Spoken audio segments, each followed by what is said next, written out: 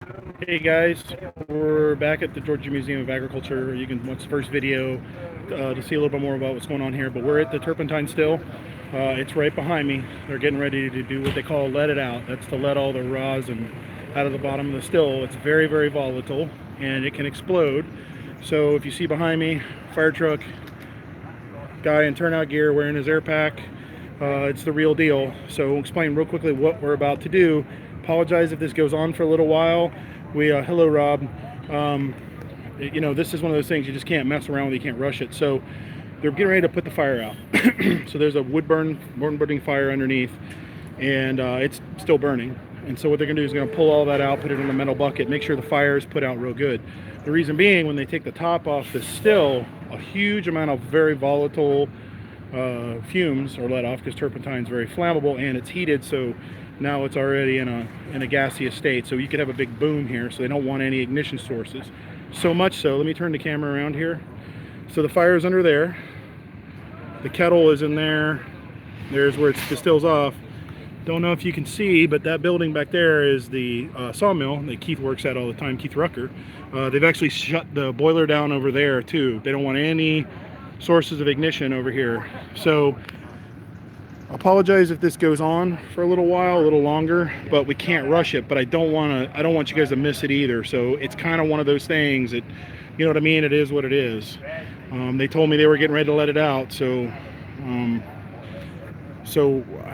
jumped on here because I don't want to miss anything, and it does happen apparently sort of fast, but then they just have to wait. So I've been asking questions and trying to be able to relay it to you. One of the things that happens is once they put the fire out and they pull the top off the kettle up there, it has to be what they call flat, which means that it's not bubbling, it's not boiling anymore, that it's not turning over or have big air bubbles trapped in it, because it's a very viscous liquid. So they don't know until they put the fire out and pull the top off. They may have to stir it a little bit to kind of like stirring a pot. There's the man. Hold on, let's go live. There's Keith Rucker. Keith, wave to everybody. As you can see right now, a man is all business, understandably so. What I was saying is they have to make sure that all the bubbles, air bubbles and all, because those air bubbles contain pockets of very flammable gas. They want all that to be flat. So they're getting ready to put the fire out here. We'll turn the camera around so you guys can see it.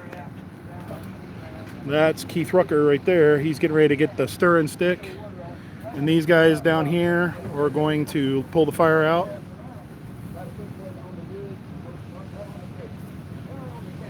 Yeah. Rob Jones asked, is there anything Keith Rucker can't do? I'm pretty sure he can't make babies on his own. The female part of it anyway. So that's actually a compliment. Somebody asked how many gallons are in the condensation tank. I don't know. I don't think there's a lot in there because when it comes in here, I think it's a coil through water, and it just comes out the other end. I think this is just water for cooling the condensate. I think. I don't know that for a fact. So what you're seeing now, these guys are putting the fire out, trying to get the ash out. Bucket of water.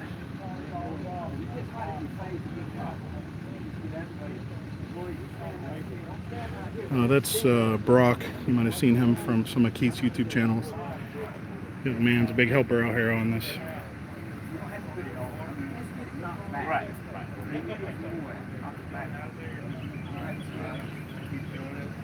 Let's try to get you a little bit better view. You see, they're not messing around here, folks. They take this pretty serious. I guess there's a lot of bad things that have happened in the past. There's Uncle Keith supervising.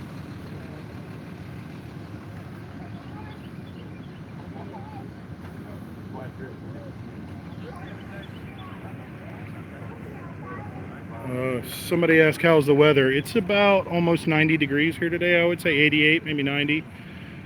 Quite humid, but it's not as bad as it's going to be in the middle of summer. So not a whole lot to complain about. Again, sorry it isn't action-packed here right now, but it's just one of those things. Everybody's doing their due diligence. I don't want anyone to get hurt, but it would be neat to be get to see something go pop, because apparently sometime it goes pop, nobody gets hurt kind of thing. It just vents off the gas. Apparently that's happened quite a few times. That's why they don't fool around here with this.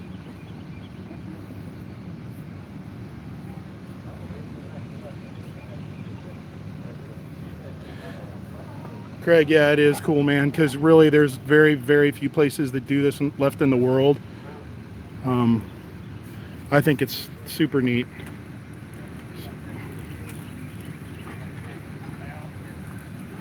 So I'm not sure, something in there. I think it was rosin, but I'm not sure why. Oh, they might be cleaning the flue. So what was that? What did that do? What did that do? Was that rosin you threw in there? Does it clean the flue? Well, to bring the temperature up real quick. Oh, okay. So that was a bunch of rosin. You see it has, over there, it has a bunch of pine straw like stuck in the rosin. Not sure why they wanted to bring the temperature up, but you can see it's smoking like a locomotive. You see the rosin has actually gotten hot and dripped down like a liquid, and it's just burning down there in the bottom.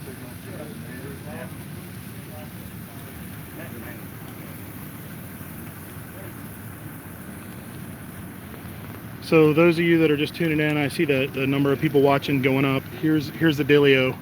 They're going to uncap this thing. A lot of volatile chemicals in there, and when they uncap this still, there can be an explosion. So what they're doing right now is they're getting ready to put the fire out on the still, and then they'll open the cap. If it's flat enough, they call it flat, meaning there's not a lot of bubbles in the boiling resin in the bottom, then they're going to do what's called let it out. We'll go around the other side. You'll get to see the pine resin come out, and they'll put it in 55-gallon barrels. They've already taken the turpentine off. The turpentine got cooled in there, and then they did a several-step process to get it to a more pure form of turpentine. I don't know how many out there are older, but I know every time I fell as a kid or got a cut, my grandma would always grab the turpentine and rub it on a rag and rub it in your skint knee, and then believe it or not, it actually does help. So while we're waiting, they make the barrel, different parts of the barrel here, and they do some of it over there in that building. This is a woodworking shop. You can see the fireman all turned out. He's ready to go in case something bad happens. One fireman and a whole bunch of people to rescue. Blacksmith shop right there. So the blacksmith, and you see folks are over there watching that go. So there's a roaring fire in there. He's gonna pull that all out.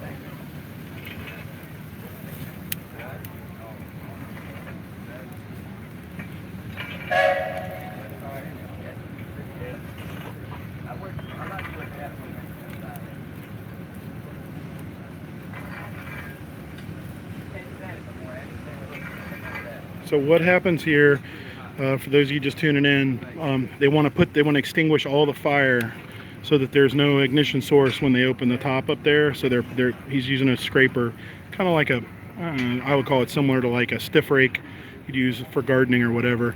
He's pulling it all out, and they're going to try to extinguish all of that. You see he's dipping water out of a bucket.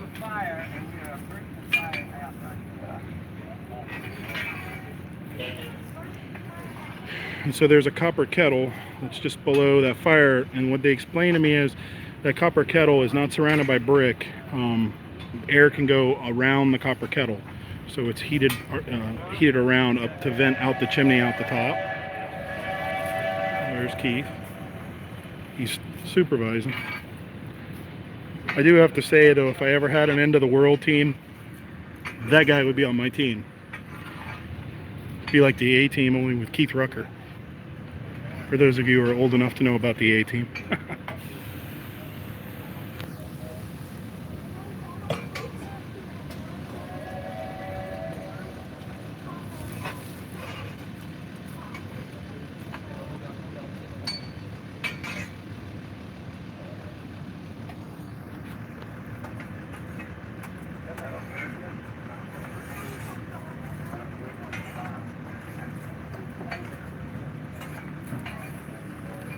Trying to give you a wide shot here while he's doing that.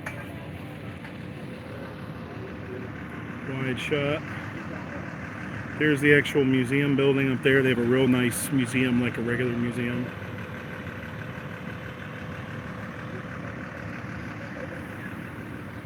Yeah. It's Georgia. If you don't like the weather, wait 2 minutes. It's like Florida, but you only have to wait 5 minutes. The A-team's still on reruns. Man, I hadn't seen B.A. Baracus, the face man, in a long time. I'll have to check that out sometime. Best time to catch reruns is when the kids are sick and I gotta sit with them when they ain't feeling good. Otherwise, I don't watch a whole lot of TV. You can still see there's just a few stubborn ashes there in the very back. He's trying to get them all raked out.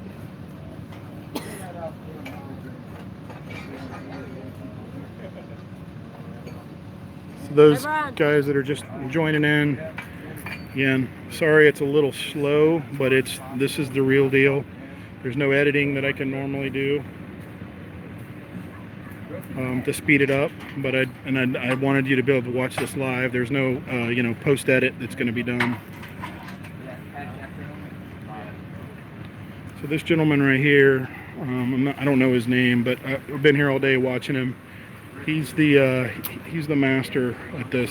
Everybody keeps asking him all the questions. Is it ready yet? Is it ready? And they're checking the percentage of turpentine in the water coming out.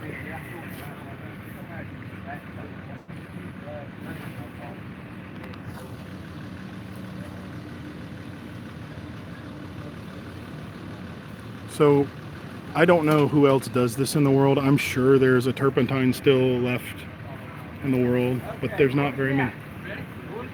We're going to pull the cap. So I'm getting back.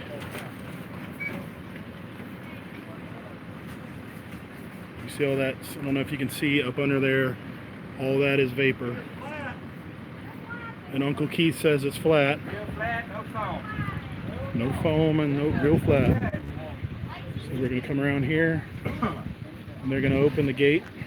Dad, it's how you foam, Dad.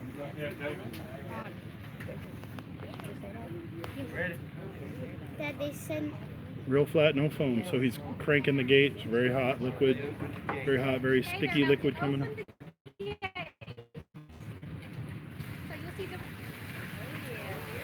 You look, it looks like a liquid with a lot of chunks and bits and pieces in it. So for those just tuning in, basically what this is it's the pine sap that no longer has the solvent, if you will, in it that makes pine sap somewhat semi-liquid. So once this cools, it'll become a hard crystal. The solvent we pull off it, and we call that turpentine. And moisture. There's a lot of water in it too, so all the moisture is gone too.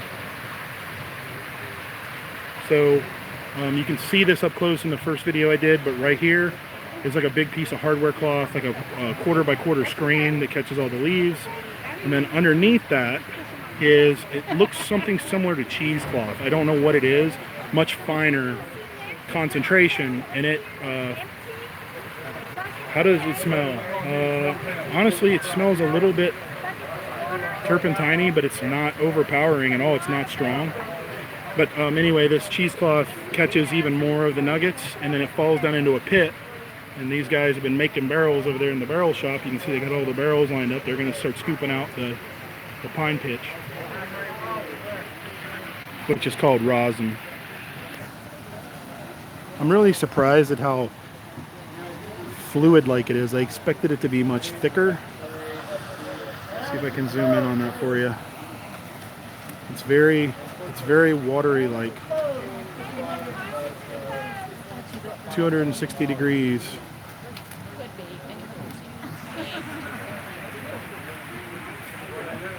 So hopefully that doesn't give you too crappy of a signal, or a picture, I mean.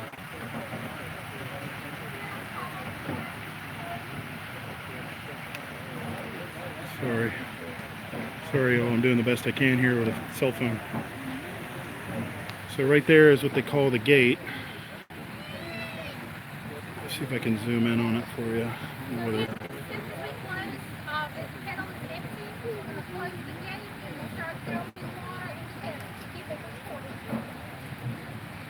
there's the gate.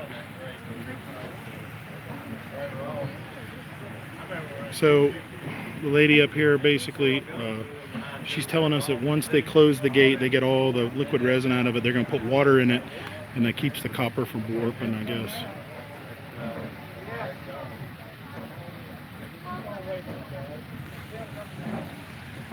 So, just a little wide shot. Fireman, he's either a captain or a chief officer. I couldn't tell by how many bugles he had on his collar.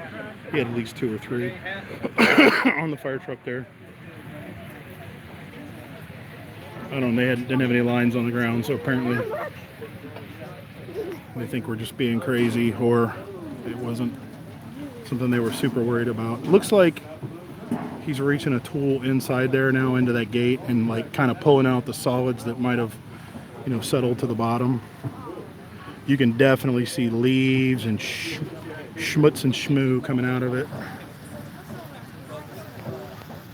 I don't think I can get it any closer than that. But there's a pile of leaves and stuff right there at the bottom.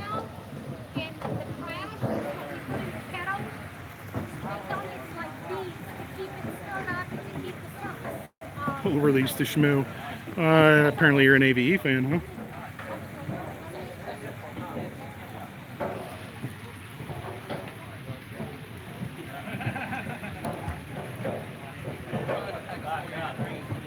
So down in the bottom of the trough now you can see that's the rosin, and that's going to turn hard.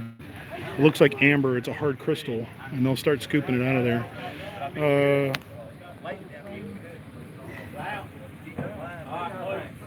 What is my rank in the fire service? I'm an engineer paramedic. Do they use the rosin for anything? Well, I don't know. They were giving samples out to the kids for, you know, to take back to teach their school what they learned. I don't know. All those barrels are full of rosin too. That guy right there. So that earlier in the video, that's Steve Cross. You heard me talk about Steve Cross. That's him right there. He's got his own YouTube channel from Iron City, Georgia. He's got a pretty cool sawmill he built for himself from scratch. He's the real deal. I've been to a sawmill several times and bought lumber. So I actually met him when I was working on Extreme Makeover Home Edition. He sold us some very specific lumber we needed for a project, or he milled it. I don't know whether he sold it. I don't know what the business deal end of it was. I was just a fabricator. So, but after that, I went to his sawmill to check it out. And I actually bought some lumber and made a big dining room table for our house. So now what they're going to do is, now that the stuff's hot and liquid, in a little bit they're going to start dipping it, the rosin out of here, and dipping it into barrels where it'll cool. Now from what I've been told, this stuff still cooks off turpentine vapors for hours. You know, they're dipping the water, so they're taking water from the cooling. You know, there's a big coil in there, just like all stills have. They're taking the water and they're dumping it down into the where the rosin was, I guess, to cool. Still a lot of heat, you know, in that brick and everything there, and they don't want to warp that copper kettle because there's nothing in there to absorb the heat. So, see Brock over there? He's got a little bucket on a stick. Super scientific here, guys. I'm talking turn of the century technology, and I'm turn of the century, I mean like 1901.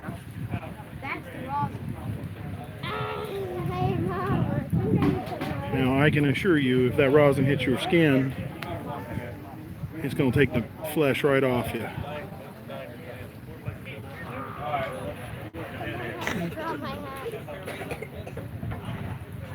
I'm not sure where Uncle Keith is. I ain't seen Uncle Keith in a while. I'm sure he's supervising something. He's a pretty well-respected guy out here. There's Uncle Keith. He's got the supervisory role.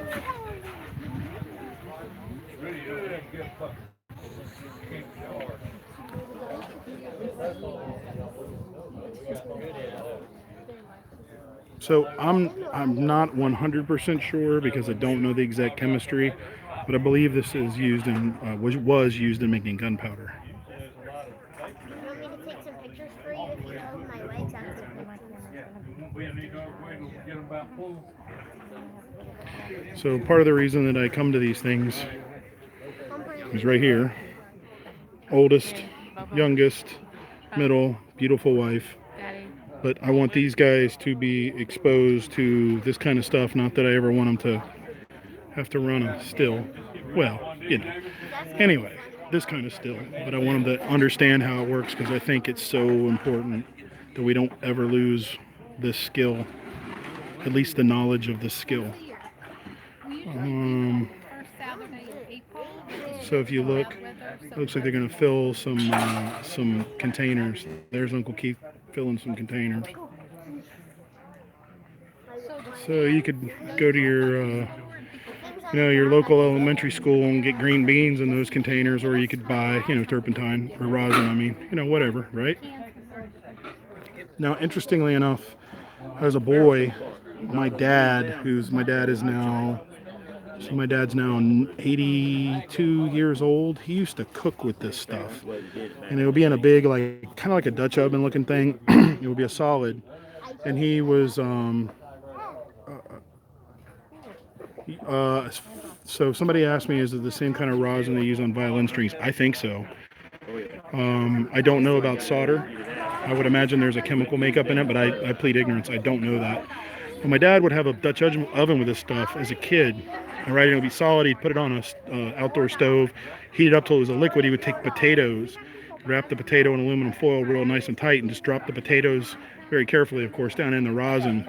And I will say they're probably the best cooked potatoes you ever had, because as soon as the potato goes into the rosin, it's sealed. No moisture can get in or out of it.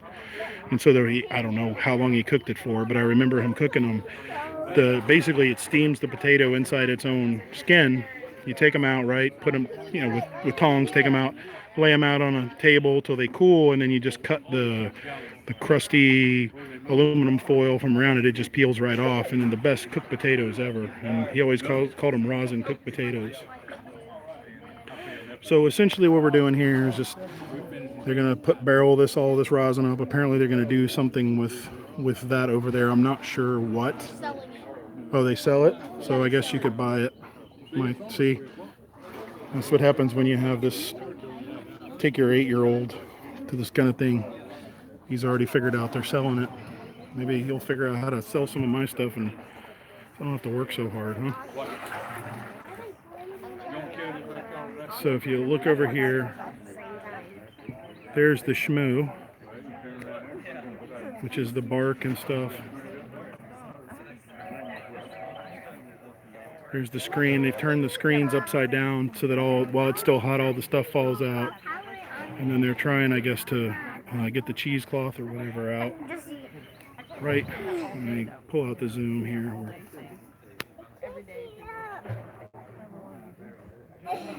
Keep calm and farm on. You're very welcome, my friend. We're going to probably wrap this up here real soon. There's the sawmill. Sorry, the camera's not playing well with others today. There's a sawmill. While they're not running it, I'll give you a real close-up view of it, because all they're doing now is just ladling the stuff so I can get up close to it while no one's here. Keith Rucker does a lot of work on this. One thing I want to point out, if you notice, I don't know if you can see, but the boiler, the firebox on the boiler is open, and they've extinguished the fire in the boiler there, so that over here there was no spark for any of that vapor. They're super careful. I imagine hundreds of years of making a mistake, they've learned from it. So real quick look at the sawmill and then we'll sign off. It's a pretty neat setup. What's impressed me so much about this sawmill is how small the actual steam engine that runs this thing, and it's a monster. The actual physical size of the steam engine aft. Modern day compound miter saw, except it doesn't compound or miter, just cross cuts. But they can cut the boards to length right here, and then they can load them on a truck, history not only of, you know, America, United States of America, but history around the world, because, you know, other countries, other people have done that, but it's an old technology. Precision Machine asks where's Keith? Where is he physically? Overalls right there with the hat on, that's Keith. Modern internet connection, yeah. Well, in all fairness to the modern internet connection, I am out on an agricultural site using cell phone service to do this. I'm not using Wi-Fi, so if it dropped out on you, it's probably because this building, let me make you nice and dizzy. This building has a metal roof, and I was under the metal roof. So that's probably why it dropped out for a second. Again, apologize for that. Hey guys, thanks for watching. If you have any questions or comments, leave them down below. If you're watching this after the live event, I will absolutely do my best to answer them to the best of my knowledge. I'm not an expert. Have learned a lot here, and I find this kind of stuff very interesting. You can hear the steam train coming back by. Everybody, thanks for watching. We'll see you real soon.